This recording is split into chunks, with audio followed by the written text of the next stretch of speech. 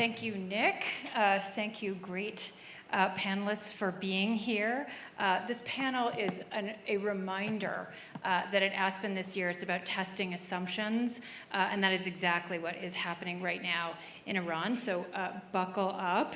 Brett McGurk yesterday described the joint US-Israel attack on Iran as a turning point for the Middle East.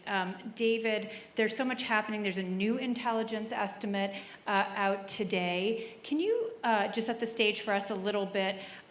What do we know coming out of the strike right now? What has been damaged? What has been destroyed? What remains? Well, thanks, Dafna, and it's great to be here and great to be on the panel with all these. How many hours did I sit in your office, Steve, or yours, Nick, when you were there, as we were like trying to think through earlier days in the Iran nuclear program? So to think that we're at the point where Fordo and Natanz are out of business, I would not say obliterated, but out of business for probably a couple of years, is quite remarkable. So what do we know? The bulk of the American attack was focused on Fordo. That's the deepest underground site. It's been known about since really, I guess, the end of the Bush administration, the beginning of the Obama administration.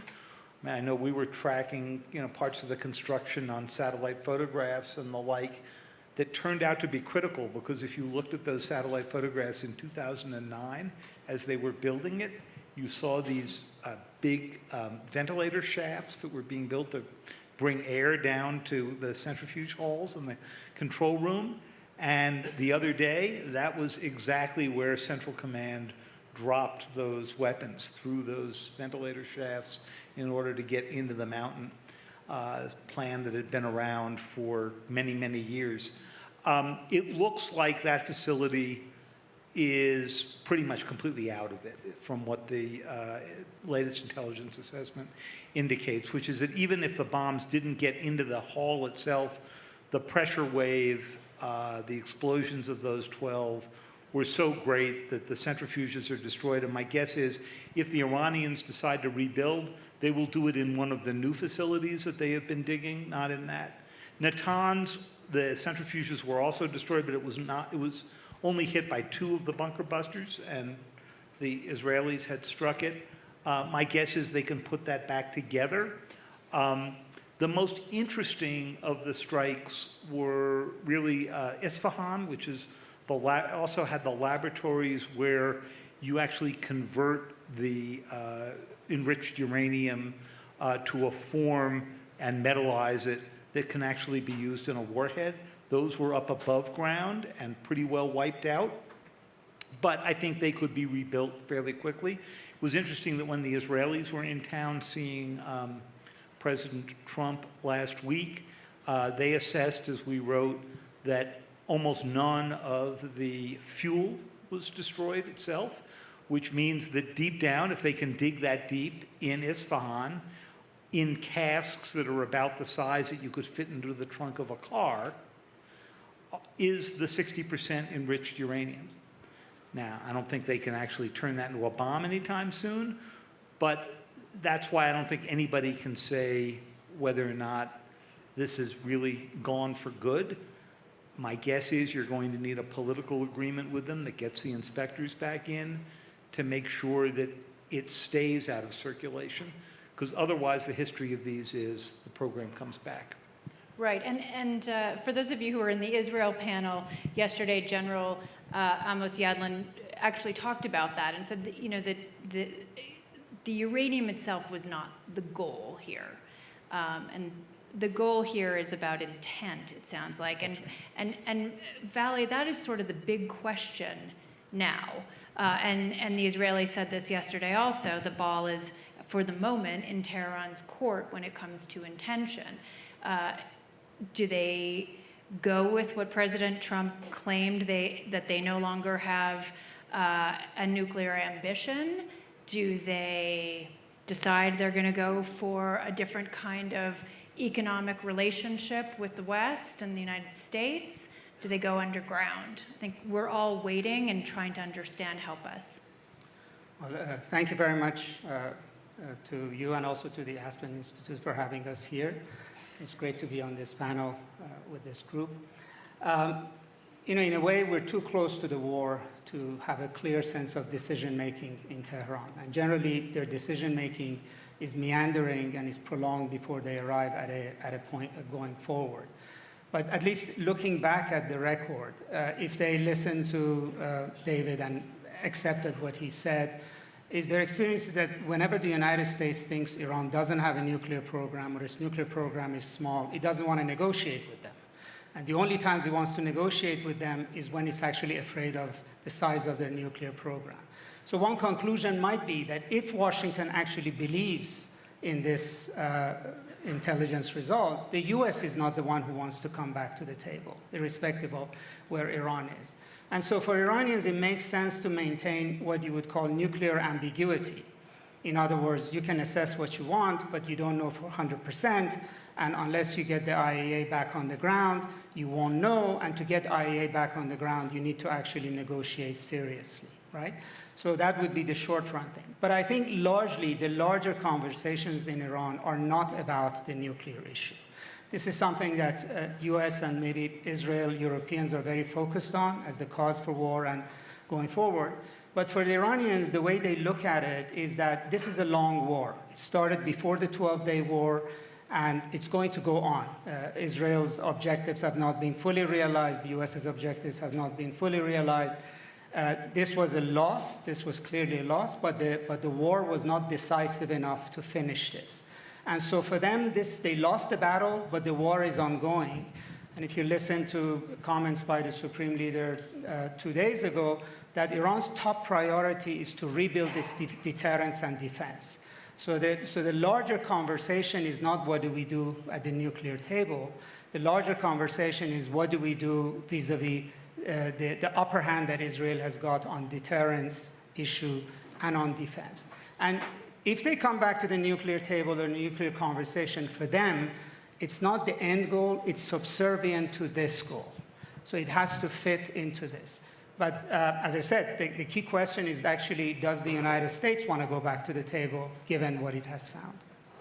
Steve, nuclear ambiguity, not a stranger, I think, for us, for you.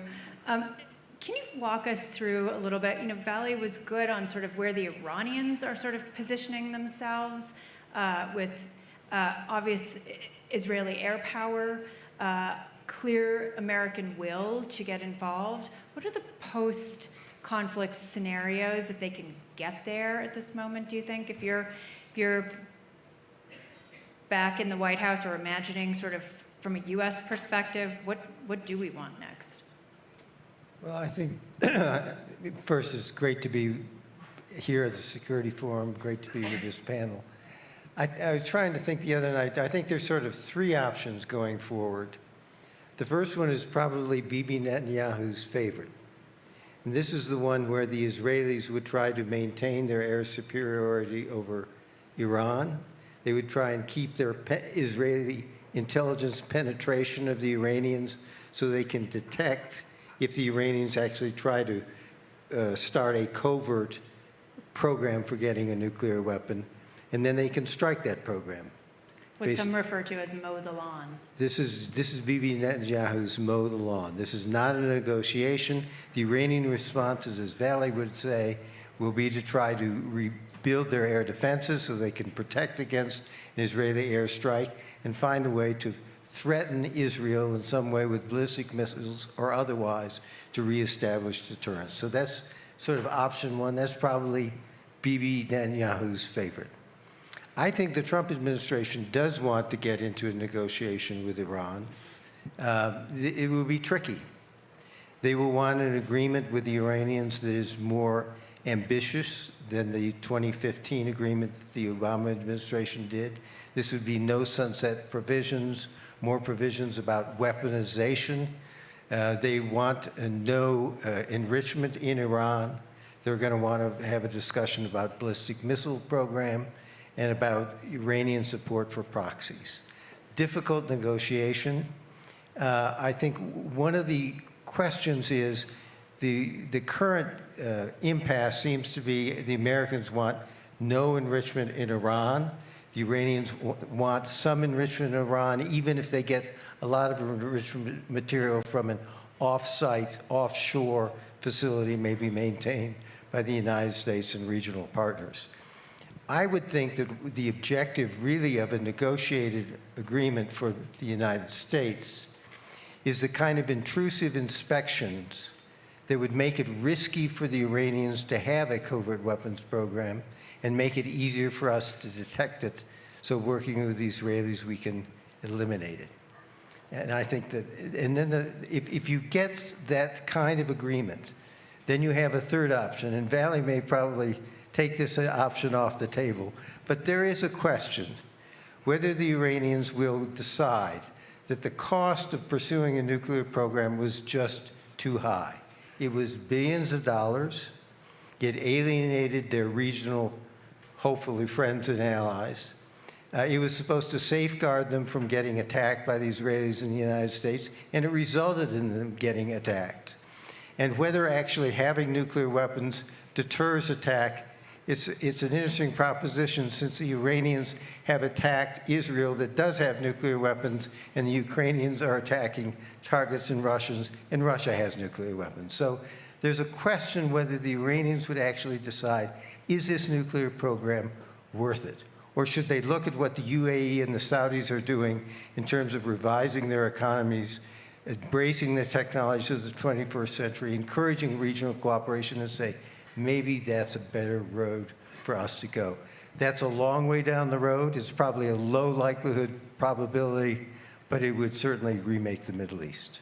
Rachel, can you talk a little bit about that? Because, you know, when President Trump addressed the country right after the strike and let everyone know from inside the White House what had happened, he didn't say we're at war with Iran, did he? It was a very limited, targeted, specific. He made it sound like we were at war with a nuclear program. Can you talk a little bit about that? Because Steve makes a really important point about the price. The idea that a nuclear program is going to protect you might not be the case anymore. That's a big question, Dafna, obviously. You know, I do hear a lot of kind of chatter out there about the lesson that the Iranians are going to learn is that they need to have a nuclear weapon because nobody's attacking North Korea's program the way they attacked Iran's. And that begs the question whether the Iranians want to live like North Koreans and want to live in a sanctioned regime and in such isolation, which the Iranians have demonstrated that they don't want to live that way, don't expect to, as a civilization that spans back, you know, thousands of years, that as a people, they belong in the region, not isolated from it. And I think we have to kind of remember that when we just take up so easily that that's the lesson to be learned. In fact, that comes from the negotiations around the JCPOA. When I was talking to some of the negotiators of the JCPOA, I did have some questions about why the Iranians were giving up some pretty specific things that were pretty important to them. And the answer was because they viewed themselves as a regional player, and at least those negotiating at the time believed that they could secure their interests in the regions to a greater extent than without that nuclear program, to put it off to another day. And it's that collapse of the JCPOA, I believe, that leads us straight to a military response to today. That once the United States pulled out of that agreement, which we all would say was flawed in parts, but for those who kind of knew arms control agreements, that was a very sophisticated agreement. In pulling out from it, there was almost no other choice if the Iranians wanted to continue to pursue their program, which they demonstrated that they wanted to do. So, you know, in terms of what we learned from this is it's very expensive to pursue a nuclear program, a covert one, and the response from the Israelis and then the Americans who joined in was so considerable. You know, David laid it out, and, you know, we get a lot of our information from David, so he's the right person to speak on it. But the fact of the matter is that the Israelis were able to get rid of their air cover, to target where they were, their refineries, the centrifuges, where they were able to then begin to study how to get, you know, how to actually weaponize it, took out their delivery systems, the silos where these delivery systems were going to emerge from, and the scientists involved in it. And we keep hearing about the 12 to 15 scientists, but everyone who was then promoted militarily, they were told they were going to be eliminated, and they were. And the last piece of that is, and how penetrated their systems were. I think that's where the Iranians, of all back on their heels significantly, it's that penetration that they don't even know what they don't know.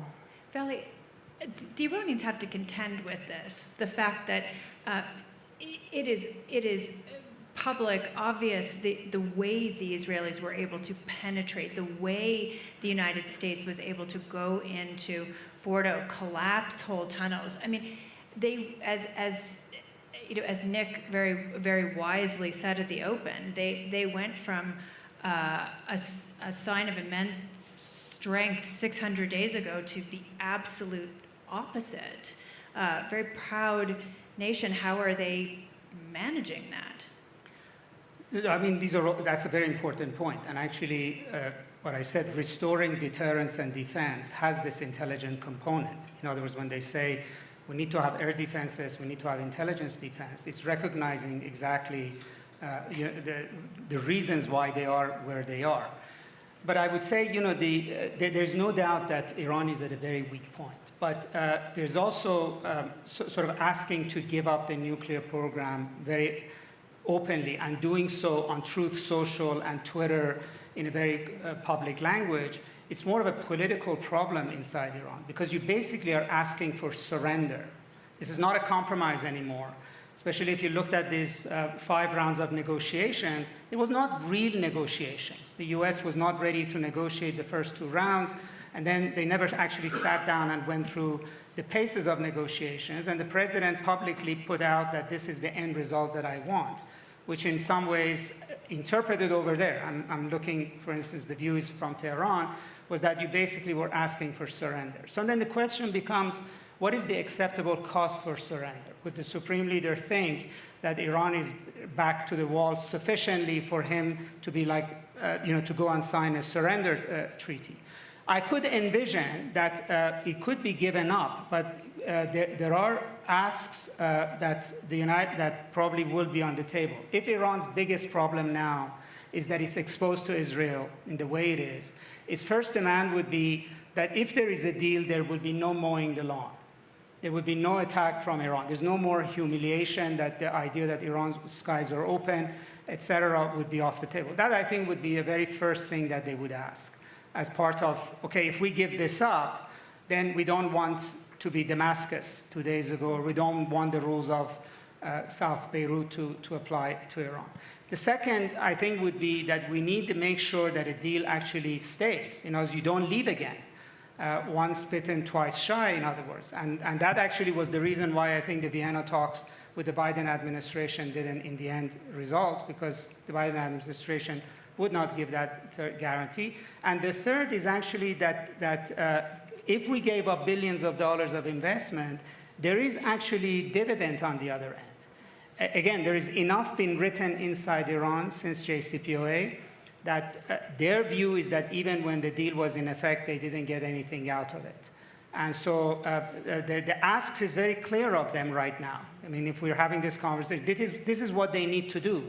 But it's not very clear about what is it that they're going to get at the table, even within the weakened position that they're in. What is it that the United States is actually offering? And that will decide whether or not they would seriously consider this issue of going to zero enrichment. So David, take us back 8 weeks ago. Steve just talked about, no enrichment, The Israelis made that clear yesterday as well, no enrichment. Secretary Rubio, I read it. He gave an interview 8 weeks ago. You know, enrichment was on the table, limited enrichment.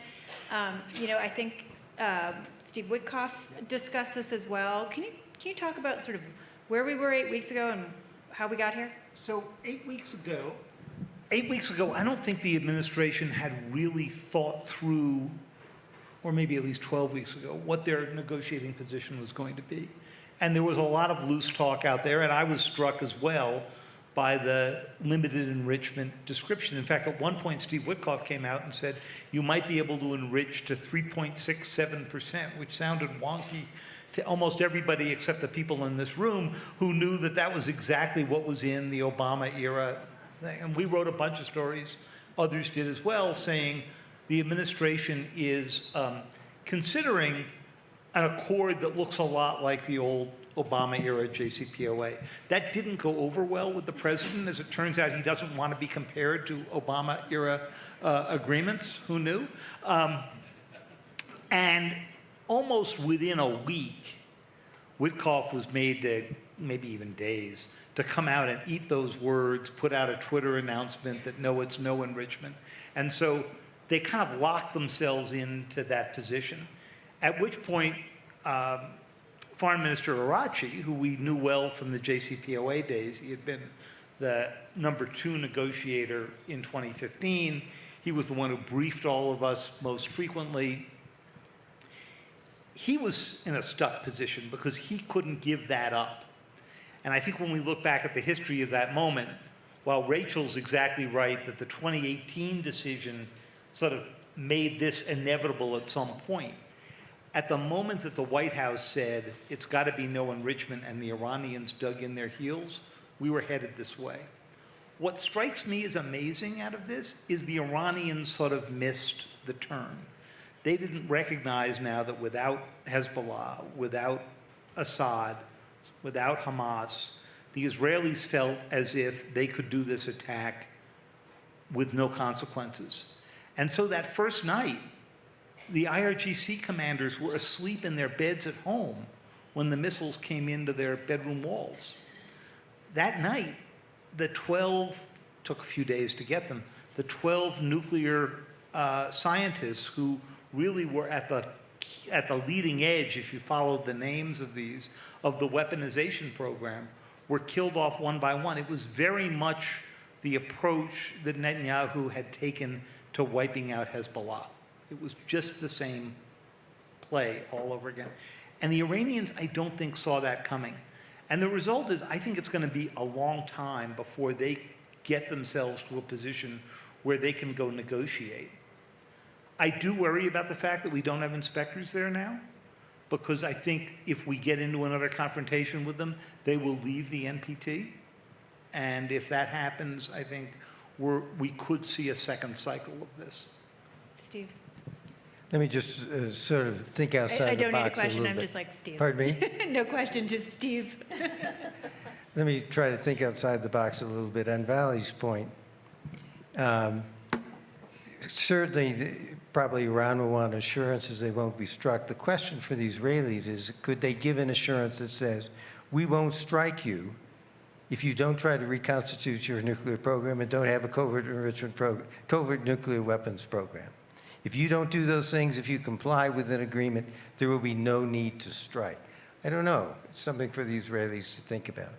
For the Iranians, on the enrichment point, there's a question of whether diplomatically you could finesse it by saying, you of course have the sovereign right to enrich, but you also, in the exercise of that sovereignty, can elect to give it up for other purposes.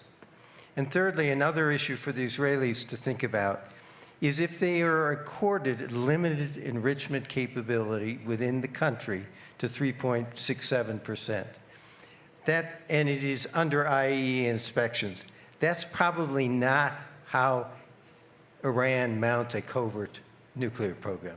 They mount a covert nuclear program by digging up that highly enriched uranium, taking those remaining Iranian nuclear scientists and the centrifuges that we know they still have, and park them in a number of locations and pursue a covert program. So, you know, there's a lot of questions. If we get into a negotiation, I think there's some creative thinking that needs to be done, because it may be that if you had a kind of anytime, anywhere, anytime inspection regime to help deter and detect a covert program, you could actually accept a limited enrichment within Iran. Rachel, technically, should any deal be written with the idea that there's a covert program, no matter what? I think just picking up on Steve's point, that the challenge of digging in to find those canisters is that everyone's intelligence is all over that spot. I mean, the Europeans are saying zero enrichment right now. They're watching that very closely. Putin just said zero enrichment. He's on as saying that after, you know, Arachi has just come back from Moscow.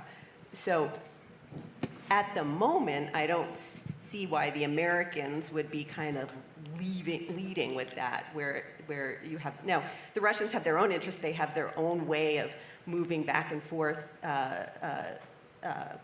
enrich uranium for like nuclear power plants and everything like that, but they're not proliferators, and they're worried about proliferation. So at this moment, I mean, maybe, and this is why good thing we have Steve, who can like look so far ahead. I don't think that's on the table right now. I mean, I think the Iranians are trying to, you know, figure out who they can trust and, you know, who's alive to do anything and what their options are. And I think for the Europeans, the Russians, and the Trump administration now, you know, there's no interest in that. And I do think one of the things that we saw, one of the things that we saw in that, and I think for many Americans watching, is a reminder that the United States can go in with very precise plans and strikes and get out, which we have not seen the United States do in quite a long time, and then pull the Israelis back as well. Because from my understanding, the Israelis were experiencing a bit of mission creep among some quarters, that now that they had full control of the skies, they might start looking for a decapitation strategy, which happens in wartime, and planners who are doing well. And the Americans helped pull them back to stay on mission, and the US was able to stay for now, to step back a bit. So the covert is always out there, but that's a long way to go for them to get back in that game.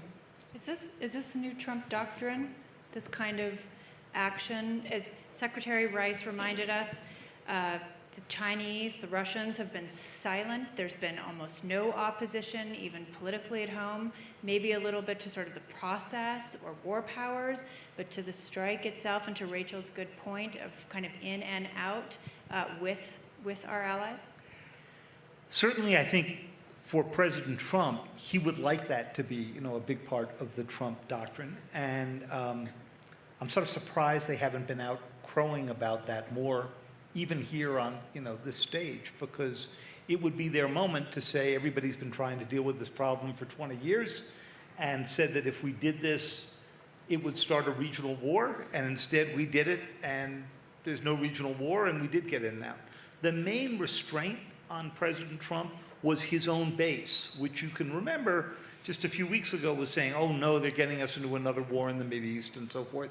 And that's why he did not choose the more prolonged options that he was given by General Kurilla and others, which would have taken out other facilities and aimed at these yet unfinished facilities and so forth, because President Trump was determined to do this sort of in one night and show that it could be a one and done. Now, I think what we've heard from all of us here is if they don't have the diplomacy right to this, it won't be one and done, right? That this will be back in some form.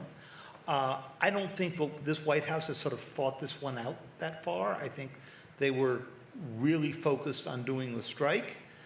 They did it with great precision. I think they feel that parts of it could be done again, especially what they did at Isfahan, where they struck from offshore from a submarine. I think their message to the Iranians is, we can come back and help mow the lawn as well if you can't negotiate something. I am a little surprised that we have not heard the White House or Secretary Rubio come out and make a sort of public proposal to the Iranians that might create a little bit of pressure on them at home to strike a deal.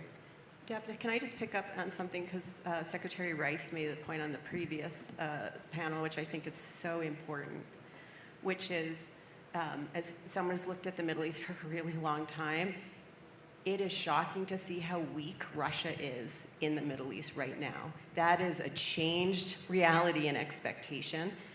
That they weren't able to come to Assad's rescue, that they weren't able to come to do anything when Arachi goes up. They say, like, thanks for coming. They are really not present in this because they're tied in Ukraine. Because they're tied in Ukraine. That is the cost of the Ukraine war for Russia that I think should be on the table. It's their absence. They're around, and they're in a meeting just this past week with the Iranians, but they are really on their back foot in the region in a way we have not seen since the Cold War. Vali, that's isolationism for Iran. There was a lot of talk yesterday about sort of, is Israel sort of being isolated in the community, but the fact is Iran is being isolated. How are they dealing with that? How do they see that? And where do they imagine they will get support now? Well, it's part of the whole debate and goes to the points that was raised, is that how do they assess this moment and going forward? I would say, the disappointment in Russia actually with Iran goes little further back, when Russia refused to give them S-400 missile defense system, didn't deliver on jet fighters that it had promised. And in the middle of the war, the Russians couldn't give them anything that would actually be viable, given America and Israel were attacking Iran. And also the Iranians know, and this is again publicly debated in Iran, that Russia is always willing to bargain with the West over Iran. And it has bargaining to do in the coming weeks over Ukraine, et cetera. So it might hold to that ship. And China's support for Iran has always been economic. It has not been involved in Iran militarily at all. Now, whether it will become in the future is open to question. But none of these options for Iran are actually short run. So we're in a sort of a period where there's going to be intense debate in Iran about which way do they go. And I think one way for Washington to think about it is not just about the nuclear issue, but is there a way to actually influence that debate in a way that they would calculate differently? I agree with David that all the signals are that Iran doesn't see much point in coming back to the table. But there is also a very powerful voice that says that at this moment in time, some kind of a ceasefire, de-escalation with the United States is absolutely necessary just to catch our breath. So there is that element there that they might be interested to come. Now, whether they use a nuclear deal, nuclear negotiations to keep building weapons, whether they want weapons, it also greatly depends on what the deal the United States makes. What is in it for Iran, and what is the give and take? What is the barter? Does it create ongoing interest that they would do exactly what Steve said, not to violate the deal, not to have covert sites, etc. If the policy for Iran is to turn it into Iraq 1991, then that's a very different calculation than if the deal is a way of trying to think about not just isolate Iran, but try to push it in another direction, and let's see whether that actually has traction. I think it's a bit bigger, both for Israel and the United States, to think that whether mowing the lawn is really a long-term strategy. I would not say that if this war resumes, it's not a given that it will play out the same way for the U.S. So that's also a risk the Trump administration takes by not doing this. And I would finally say that it is extremely counterproductive to do diplomacy on Truth Social and via the media, because you keep constraining the political space of the other side to make compromise. I mean, if you keep, tweeting that to the Supreme Leader, old man, you should be wiser to accept that you were absolutely defeated, you're almost saying that I'm going to close the door for you to come to the table, instead of giving political space to see whether he takes the bite and actually comes. And so, I do think there's problems on this side. I don't want to say that, the Trump administration on the diplomatic side from the get-go has actually showed competence or has shown appreciation, or is actually right now is even following this in a way that would get them to anything other than the resumption of the war. Steve, can you just jump in here a little bit? Because two things Vali raises. One, the fear of regime change is real. And it is a question, it sounds like, for the leadership, that is the number one thing they're thinking about, especially sort of in light of tweets like that. The other thing to address, too, is sort of where are the other regional players here? The Middle East is changing dramatically. Possibly Israel and Saudi were on the verge of a deal when we got to October 7th, related, of course. Where are they now, and what will happen with Iran? Well, I think as much as the regional states felt obliged to condemn the Israeli strikes, in their heart of hearts, they're cheering. None of them wanted a nuclear Iran.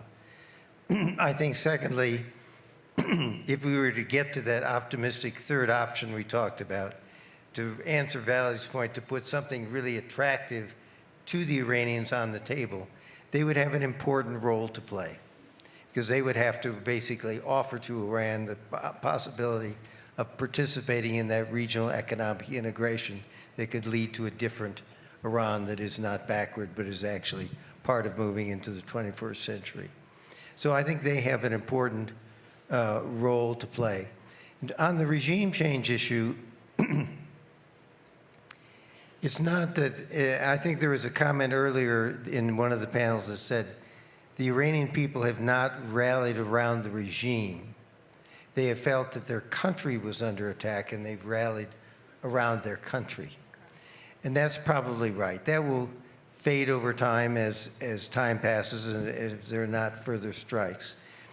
Whether there would be a regime change, I think you won't, and I'm quoting my friend Condi Rice on this, it's not that millions of people are going to turn out in the streets and that's going to change the regime. The question is what is happening and the dynamics within the regime, and Vali could talk about this. Are there folks within the IRGC that think it's time that the mullahs take more of a back seat, that Iran policy be dictated more by their national interests than some kind of revolutionary fervor? And if folks come out in the streets, it may be because one of those factions has called them to the streets to give them an excuse for making some kind of change in the regime. But that's going to take a long, I think, considerable time to play out. But Vali's the expert on this.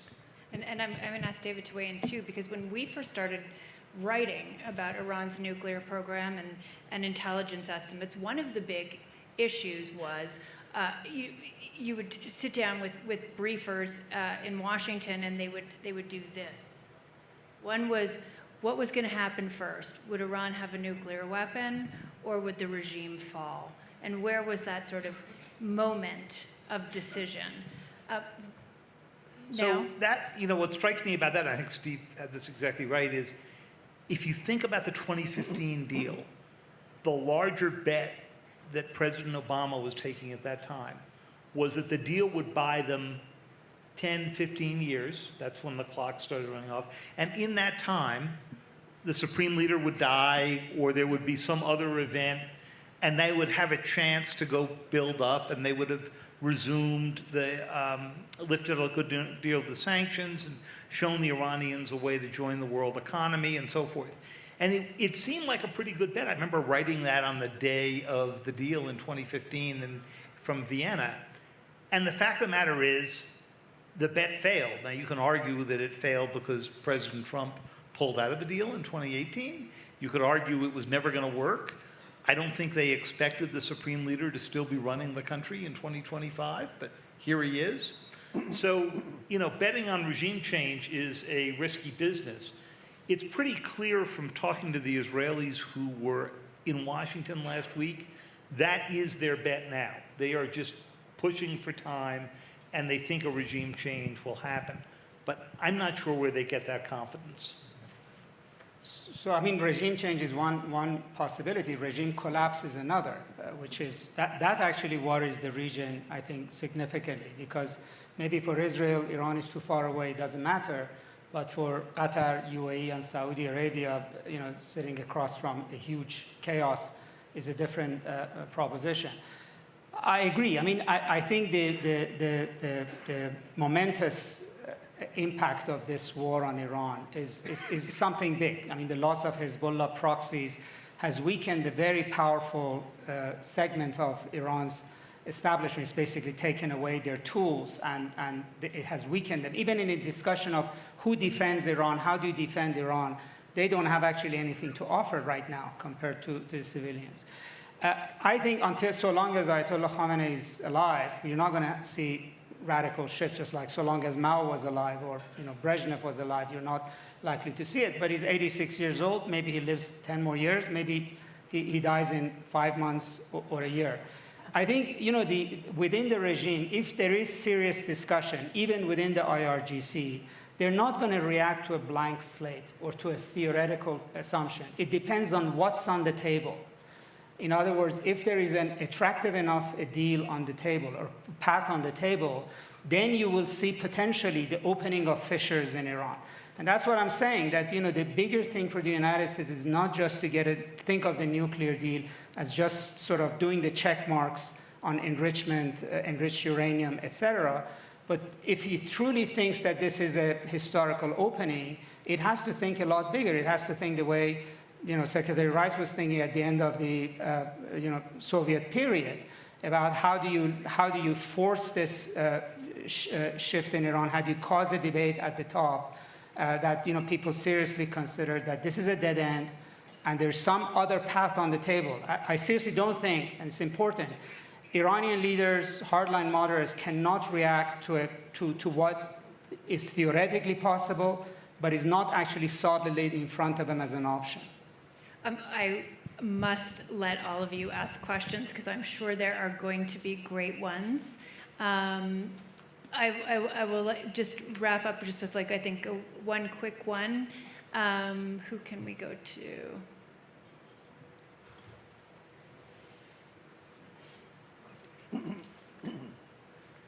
Hi, I'd like to pick up on something that Rachel said about the depth of Israeli intelligence penetration in Iran. And this would be for you, Vali. Is there any way to assess the abilities of Iranian counterintelligence? In other words, their ability to root out these spies and put an end to that penetration? Well, if I were the supreme leader, I would ask the head of Iran's counterintelligence, what the hell were you doing the past 3-4 years? It's clear that the depth in Lebanon, in Syria, in Iran is extremely grave. And essentially more than bombs or rockets or F-35s, this was an intelligence victory by Israel, starting in Lebanon and then in Iran. Whatever theories they may have about plugging the holes is not a short-run solution. Between when, for instance, Israel assassinated Iran's top nuclear scientist, I think maybe it was 2 years ago, they weren't able to plug these holes until now. And so counterintelligence is not a short-term fix for them. It's a must, but it's not going to address short-term. Thank you. Please help me thank the panel.